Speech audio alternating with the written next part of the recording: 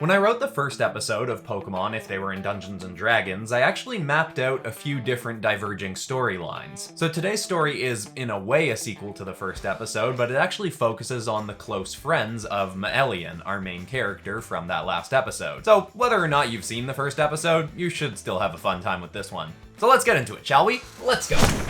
Hit like, if you want. Subscribe, if you feel like. But either way, enjoy the show. Just you watch, I'm gonna leave both of you in my dust and return in less time than anyone in our clans ever has before. A young, boastful dragonborn bellowed to his friends. Warten Blastar was well used to Maelian's arrogance, as was his druidic venturing ally, Ivysaur. The three had grown up as good friends despite being from separate clans who, at a time, had warred frequently with one another. In place of genuine conflict, the Grung of the Swamplands, Dragonborn of the Volcanic Mountains, and Warten's people, the Turtle Folk of the Rivers, now all released their tensions through competition between their young, and it had finally come time for Warten to set off on his trials that would get him ready, and he was eager to finally prove himself as a true rival to his friends. Maelian was determined to go his trials alone, but Warten and Ivy had long agreed to go it together, though they would have to each slay 8 beasts themselves before returning for the grand tournament between clans. Maelian may have been the most vocal about his goal to surpass his friends, but Warten felt he had something to prove as well. He and Ivy got along quite well, but he'd always been embarrassed by the fact that when they trained against one another, she could always best him. She was a small, lean grung, and he was a burly, thick-skinned turtle folk. At a glance, you'd assume she'd have no chance against him, and yet she consistently beat him in combat. As they parted ways with Maelian, Warten kept his primary goal a secret, to defeat his first monster before Ivy could best her own. They began their quest headed down the Lavender Trail, which may sound pleasant, but had been known to have its fair share of creatures roaming about it.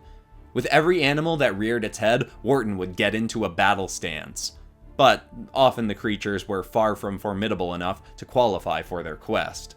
Ivy remained cool-headed and patient, which Warten liked about her, but as a competitor of hers, it also frustrated him. Everything just seemed to come so easily to her. Warten had always been impressed with the Grung's training methods. From a very young age, they are each given a lifelong plant familiar that they had to keep with them at all times, carried on their backs. Caring for a plant was one thing, but these things would often grow to weigh near half as much as the average Grung themselves, meaning they were essentially always strength training. Later in their lives, the plants would even become great assets in battle, despite somewhat weighing them down.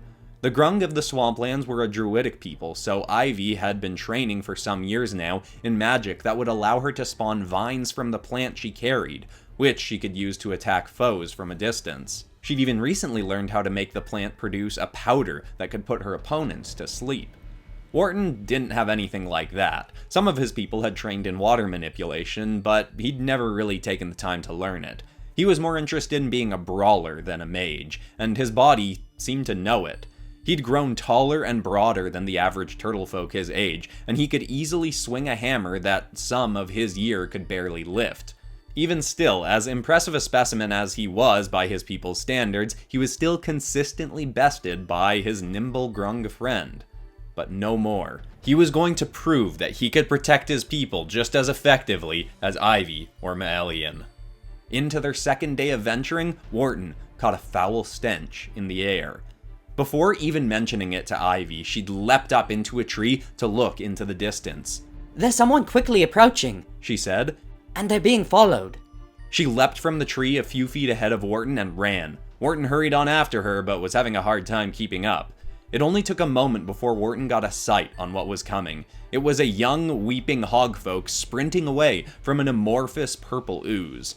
Warten didn't know exactly what it was, but it was nearly 5 times his size and definitely qualified as a creature for their trials.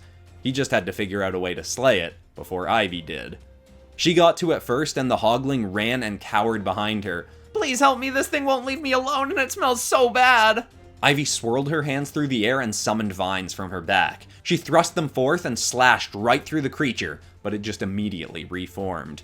A gaping maw opened in its mass and it spat forth a ball of steaming goop.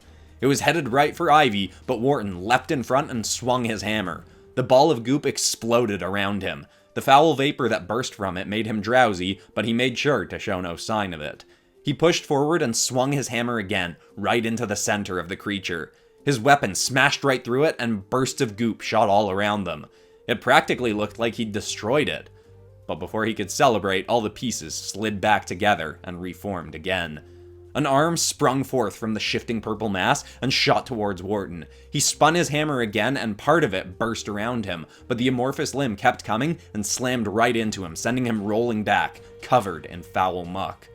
Oh no, is he dead? Did it kill him? I think it might have killed him. Don't let it kill you too, Frog Lady, because if it kills you, then it'll kill me next, and I don't want to die. Warten angrily leapt up, nearly puking from the smell covering him. I'm not dead. Ugh, gross. He was sprinting back for the battle, but Ivy was in action again. She spun around and shot forth a burst of powder from her back. The spores sunk into the slime creature, but it didn't even seem to notice. It lurched its body forward like a wave, ready to crash over Ivy and the hog. She grabbed him and leapt aside, just barely avoiding the slime. Warten, we should leave and get the child to safety. But Warten charged forward. Go ahead, I got this. He swung his hammer again and smashed chunks off the creature once more, then kept swinging back and forth, trying to send the pieces flying apart. Every time he did, they just slithered back, and soon the creature started shifting to avoid the swings. Then, it lurched an arm forth again and grabbed the hammer. It yanked Warten right inside itself. Warten could feel the heavy mass all around him, as if it were crushing in. He couldn't breathe, and the smell boring into his nose was so atrocious he thought he may pass out. He tried thrashing his arms, but the weight around him made his movements so slow he may as well not have been moving. His skin started to feel like it was burning, even his shell hurt, and he didn't even know that was possible. His lungs started to ache, but he kept trying to thrash his limbs to break free. He suddenly felt something tight wrap around his waist. There was a yank at his stomach that almost made him vomit, and he was torn out of the creature by Ivy's vines. She pushed him to his feet, and with hazy vision and a queasy stomach, he ran alongside her and the hogling. The creature kept after them, but soon it started to slow. Its eyes fluttered as it fell farther and farther behind them. Ivy's spores must have at least been taking some kind of effect. They managed to get away and found a safe place in the forest to hide. When they could calm his weeping enough, the hogling, who called himself Chonky, explained that he'd been traveling with his clan through the mountains, but he'd gotten separated from them. He'd known where they were headed, but by the time he found the entrance to the cave systems they'd planned to travel, there was a massive rotund ogre blocking the path. He tried waking it up, but then smelled the ooze coming and started to run. It had found him and followed him, and that's when he ran into Ivy and Warten. Warten only half listened to the story as he was doing his best to clean the sludge off himself, stewing in anger at the fact that the first real creature they'd come up against had beaten him so badly. He thanked Ivy for saving him and was of course genuinely grateful, but still hated that she'd had to save him. He wanted to prove that he could save people from monsters, not that he had to be saved himself. But the mention of the ogre suddenly sunk in. This ogre, how big is it? Like, really, really, really big. Probably like 8 of you combined. Warten grinned eagerly and slammed a hand onto Chonky's shoulder. Kid, we're gonna kill that ogre and get you back to your people. He looked to Ivy for confirmation that she was on board, and she gave an immediate nod. That first battle had been a misstep, but Warten could see his first victory coming. An ooze may not be a great foe for a brawler, but an ogre could certainly be bested by Warten and his hammer.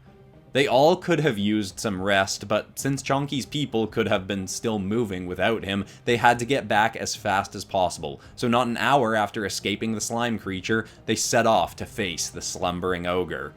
It wasn't long before they reached where the forest met the mountains, and from there they could see the sleeping beast. It lay against the mountain wall, its entire body sealing away the caverns. The mountain was only a couple dozen feet from the cliff ledge, so there wouldn't be much room to maneuver in battle. But Warten didn't care. He was determined to make this a fast fight.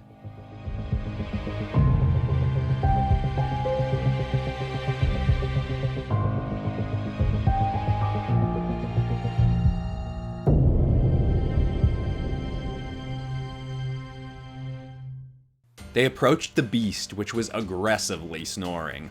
Part of Warten just wanted to hit it in the head while it slept, but he had more honor than that. "Hey, ogre! Get up, you're in our way!" He yelled, deeply hoping it wouldn't do as he asked. Not only did it not listen, didn't even wake up. He yelled louder. "Hey! I'm talking to you, you big oaf!" Still nothing. You know, I've heard some ogres can be awakened with the right music. Perhaps we could try singing to it. Ivy suggested. Warten pulled his hammer off his back. "Yeah, I got a better idea." He swung it full force onto the ogre's foot. The mountainside shook from the blow, and the creature's eyes didn't open, but it let out a thundering roar. It leaned its head down towards the group. "Good, now that we've got your attention, get out of our With shocking speed, the burly ogre swung its arm and smacked Warten, sending him rolling right towards the edge of the cliff. He pushed himself back to safety as Ivy fired forth her vines, wrapped them around the creature's leg, and pulled, but she didn't even budge it an inch. It grabbed the vines and thrust its arm up. She flung into the air but landed gracefully on a nearby boulder. Chonky just stood there quivering with his spear as the ogre turned to him next. Before it could make a move on the kid, Warten was charging back in. He swung his hammer over his head, then down towards the creature's leg. It moved out of the way just in time, and the blow shattered the rocky ground beneath. The ogre picked itself up as Warten swung again, this time smashing the hammer right into its side. The creature stumbled, and the cave was open. But Warten wasn't done yet. He swung and hit it again, this time in the back, and made it drop to its knees. He readied to run around towards its head, when a foul stench once more filled his nostrils. He looked past the ogre to see the purple mucky ooze was wriggling towards them once again.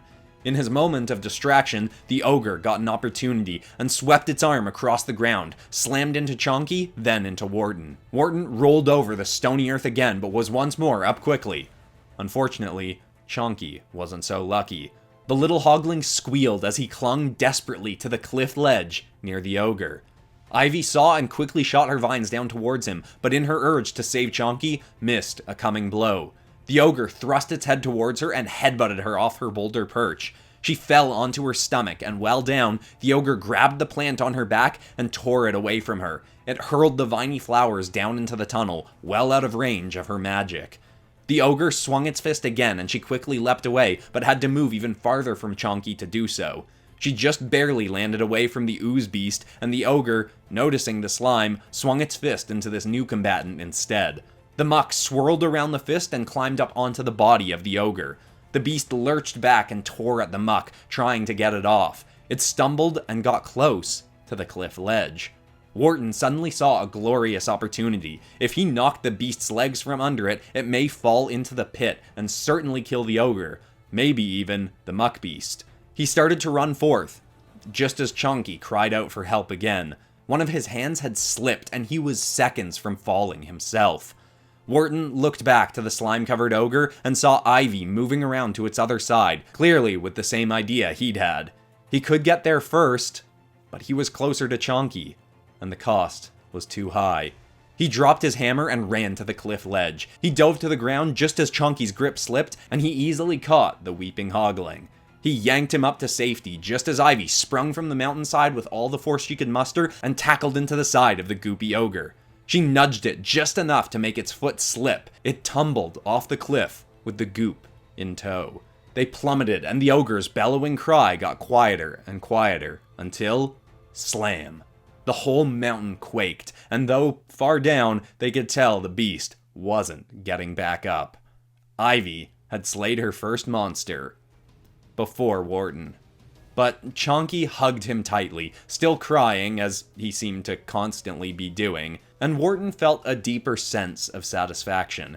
He'd fared well in that battle, and while he hadn't beaten Ivy to slaying a creature first, he'd done the thing that he'd truly wanted to prove he could do all along. He'd protected someone. They'd have to descend the cliff to get proof of Ivy's kill eventually, but first they started quickly down the tunnels to return Chonky to his people.